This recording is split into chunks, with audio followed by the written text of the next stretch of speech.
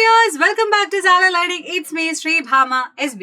മക്കളെ എല്ലാവരും ഉഷാറായിട്ടിരിക്കുന്നില്ലേ? അടിപൊളിയായിട്ടിരിക്കുന്നില്ലേ? സോ ദാ നിങ്ങൾക്ക് ഓരോരോ ദിവസങ്ങളും അങ്ങനെ കടന്നു പോയിക്കൊണ്ടിരിക്കുകയാണ്. അപ്പൊ അടിപൊളിയായിട്ട് പഠിക്കേണ്ട കുറച്ച് ദിവസങ്ങളാണ് ഇനിയുള്ളത് അല്ലേ? നല്ല എക്സാമുകളും കാര്യങ്ങളും, നിങ്ങൾക്ക് ടേം എക്സാമുകളും കാര്യങ്ങളൊക്കെ വരാൻ പോകുന്ന സമയമാണ്. അപ്പൊ നന്നായിട്ട് ശ്രദ്ധിച്ച് എന്റെ മക്കളെ എല്ലാവരും പഠിക്കണം. സോ ഇന്ന് മിസ് വന്നിട്ടുള്ളത് നിങ്ങൾക്ക് വളരെ യൂസ്ഫുൾ ആയിട്ടുള്ള വീഡിയോ ആയിട്ടാണ്. ഏത് ചാപ്റ്ററിലെയാണ് ചോദിച്ചാൽ A journey through States of water അല്ലെ? ഒരു അടിപൊളി ചാപ്റ്റർ ആണ്. ഒന്നാമത് നിങ്ങളുടെ ടെക്സ്റ്റ് ബുക്ക് ഒക്കെ മാറിയതുകൊണ്ട് ചിലപ്പോൾ നിങ്ങൾക്ക് സിലബസ് ഒക്കെ ഒന്ന് സെറ്റ് ആവാൻ കുറച്ച് സമയം എടുക്കും. അതുകൊണ്ട് തന്നെ നമ്മുടെ ലൈവുകളും കോണ്ടന്റും ഒക്കെ നിങ്ങൾ അടിപൊളിയായിട്ട് കാണുക. നമ്മുടെ ചാനൽ സബ്സ്ക്രൈബ് ചെയ്യുക, ഷെയർ ചെയ്യുക, ലൈക്ക് ചെയ്യുക. മിസ്സിന് ഇഷ്ടപ്പെട്ട ഇപ്പൊ തന്നെ വീഡിയോ എന്ത് ചെയ്യുക, ജസ്റ്റ് ഒന്ന് ലൈക്ക് ചെയ്തിട്ട് വെക്കാം. റെഡി? അപ്പൊ നിങ്ങൾക്ക് വളരെ ഇമ്പോർട്ടന്റ് ആയിട്ട് നിങ്ങൾക്ക് അറിഞ്ഞിരിക്കേണ്ട ഒരു കാര്യമായിട്ടാണ് മിസ് വന്നിട്ടുള്ളത്. സോ ഏതാണ് ചോദിച്ചു കഴിഞ്ഞാൽ നമുക്ക് നോക്കാം ഏതാണ് നമുക്ക് പറയാം.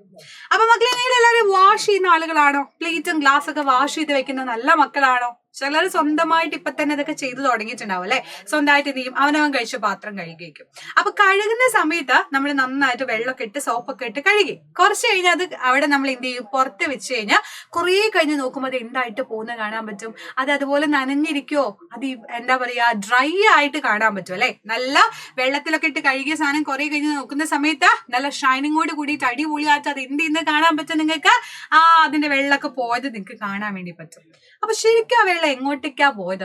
എങ്ങനെ അത് എന്താ പറയാ, നമ്മൾ ഡ്രൈ ആയി എന്ന് പറയാ, അത് ഉണങ്ങിന്ന് നമ്മൾ എങ്ങനെയാ പറയാ?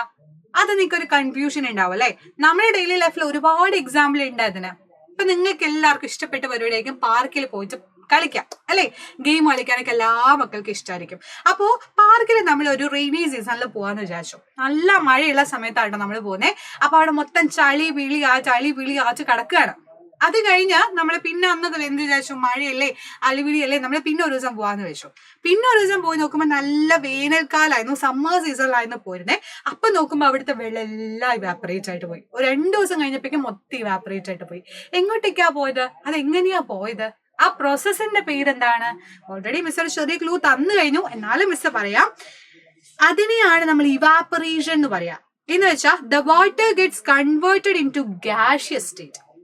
ലിക്വിഡ് സ്റ്റേറ്റിൽ ഉണ്ടായിരുന്ന ഗ്യാസ് ഗാഷ്യസ് സ്റ്റേറ്റിലോട്ട് മാറുക. ദാറ്റ് മീൻസ് LG എന്ന് നിങ്ങൾ പഠിച്ചു വെച്ചോ. LG മീൻസ് ലിക്വിഡ് ഗാഷ്യസ് സ്റ്റേറ്റിലോട്ട് മാറുന്ന ആ ഒരു പ്രോസസ്സിനെയാണ് നമ്മൾ എന്ത് പറയാ, അവിടെയാണ് ഇവാപ്പറേഷൻ എന്ന് പറയുന്ന പ്രോസസ്സ് നടക്കുന്നത്. എക്സാമ്പിൾ പറഞ്ഞ ഏറ്റവും സിമ്പിൾ ആയിട്ട് ഒരു എക്സാമ്പിളൂടെ മിസ് പറഞ്ഞുതരാം. എല്ലാവരും ദോശ ഉണ്ടാക്കുന്ന ആളായിരിക്കും അല്ലെ? ദോശ ഇഷ്ടമുള്ളവരൊക്കെ വേഗം താഴെ കമന്റ് ബോക്സിൽ കമന്റ് ചെയ്യുക, ഐ ലൈക്ക് ദോശ എന്ന്. വെറൈറ്റി ദോശകൾ ഇഷ്ടമുള്ളവരുണ്ടായിരിക്കും അല്ലെ? വെജുകാർക്കൊക്കെ പ്രത്യേകിച്ചും. അപ്പൊ ദോശ ഉണ്ടാക്കുന്ന സമയത്ത് നിങ്ങൾ ശ്രദ്ധിച്ചിട്ടുണ്ടോ എന്ന് എനിക്കറിയില്ല, ആദ്യം കുറെ വെള്ളം ഒഴിച്ചിട്ടാണ് നമ്മൾ എന്ത് ചെയ്യുക, ദോശ പരത്താൻ വേണ്ടി തുടങ്ങുക. അപ്പൊ കുറെ കഴിഞ്ഞ് നോക്കുമ്പോൾ ആ വെള്ളം അവിടെ നിങ്ങൾക്ക് കാണാനേ പറ്റില്ല. അപ്പൊ അതെവിടേക്കാണ് പോയത്?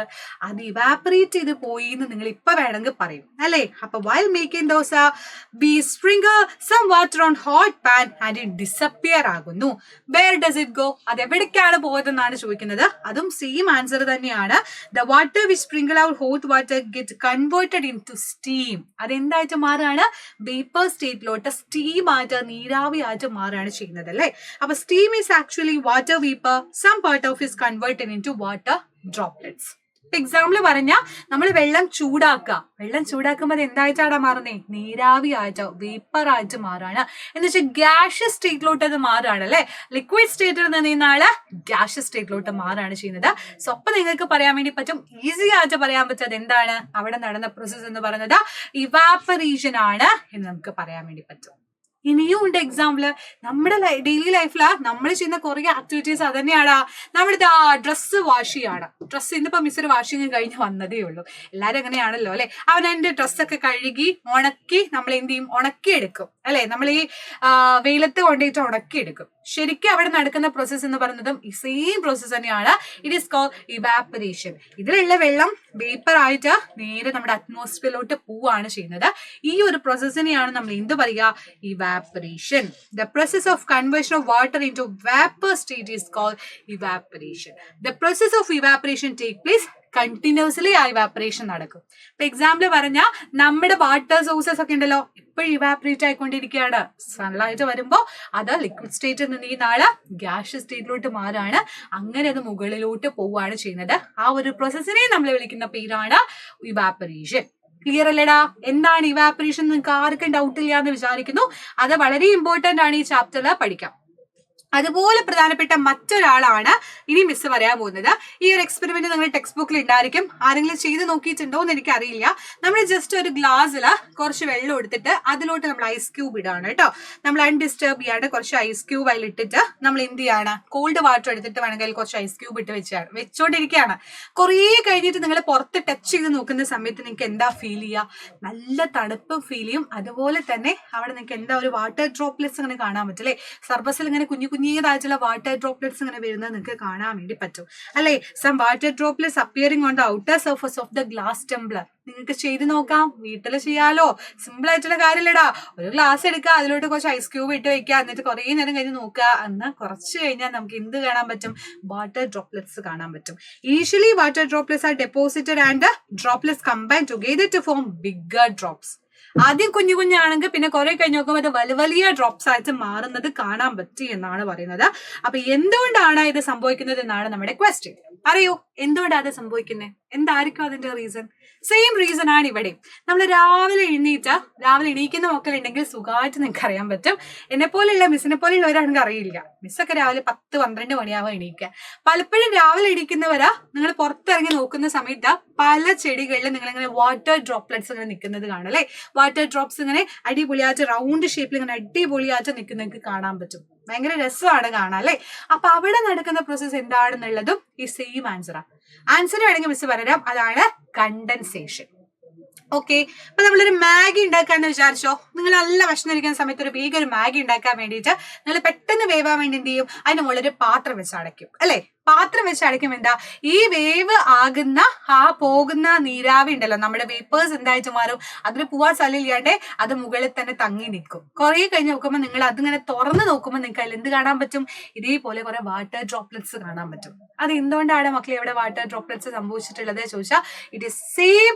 ദാറ്റ് മീൻസ് അത് കണ്ടൻസേഷൻ ആണ്. When water vapor present in the air comes in contact with the cold surface, it forms water droplets. The process of conversion of water vapor into liquid state. Simple ആയിട്ട് പറഞ്ഞ GL gaseous ആയിട്ട് മുകളിലോട്ട് പോയ ആളുകൾ ഉണ്ടല്ലോടാ. നമ്മൾ പറഞ്ഞു വെള്ളം ചൂടാക്കിയ നീരാവിയാണ്, വേപ്പർ ആണ്, അത് മുകളിലോട്ട് പോകും. ആ മുകളിലോട്ട് പോയ സാധനം നേരെ തിരിച്ച് തണുത്ത് കോൾഡ് ആയിട്ട് നേരെ തിരിച്ച് നമ്മുടെ ഭൂമിയിലോട്ട് വരാണ്. ദാറ്റ് മീൻസ് അത് ലിക്വിഡ് സ്റ്റേറ്റിൽ തിരിച്ചു വരികയാണെങ്കിൽ that process is called condensation. Ready അല്ലേ? എന്തായി?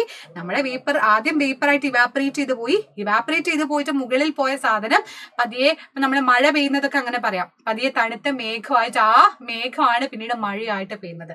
അപ്പൊ ഗ്യാസ് സ്റ്റേറ്റിൽ പോയ ആള് നേരെ തിരിച്ച് ലിക്വിഡ് സ്റ്റേറ്റിലോട്ട് വരികയാണെങ്കിൽ that process is known as condensation. അതുകൊണ്ടാണ് വാട്ടർ ഡ്രോപ്ലെറ്റ്സ് നമുക്ക് എന്ത് ചെയ്യാൻ പറ്റുന്നത്? നമ്മൾ ഐസ് ക്യൂബ് ഒക്കെ തൊട്ട് നോക്കാം, പുറത്ത് നോക്കുന്ന സമയത്ത് നമുക്കത് കാണാൻ വേണ്ടിയിട്ട് പറ്റുന്നത്. റെഡി? അപ്പോ ഈ ഒരു പിക്ചർ കണ്ടാൽ നിങ്ങൾക്ക് എല്ലാം ക്ലിയർ ആയിരിക്കും. ഇതാണ് വാട്ടർ സൈക്കിൾ. മിസ് പറഞ്ഞ പോലെ തന്നെ റെയിൻ എങ്ങനെ ഫോം ചെയ്യുന്നു എന്നൊക്കെ ഉള്ള ഒരു എക്സാമ്പിൾ ആണ്. അതൊരു സൈക്കിൾ ആയിട്ട് പോവാ. വെള്ളം നീരാവിയായിട്ട് പോകുന്നു, അത് തണുത്ത് മേഘാവുന്നു, അത് കഴിഞ്ഞ് വീണ്ടും തിരിച്ച് മഴയായിട്ട് വരുന്നു, ഇത് വീണ്ടും പോകുന്നു. അങ്ങനെ സൈക്കിളായിട്ട് ഇങ്ങനെ റൗണ്ട് ചെയ്ത് കളിച്ചുകൊണ്ടിരിക്കുകയാണ്. ഇതിനാണ് നമ്മൾ വാട്ടർ സൈക്കിൾ എന്ന് പറയാ. ഇതും കൂടെ വേണമെങ്കിൽ എന്റെ മക്കളൊന്ന് പഠിച്ചു വെച്ചോ, വാട്ടർ സൈക്കിൾ. റെഡി അല്ലേ? ഇത്ര കേസാണ് നമുക്ക് ഇന്ന് പഠിക്കാനുള്ളത്. വളരെ ഇമ്പോർട്ടന്റ് ആയിട്ടുള്ള കാര്യമാണ്.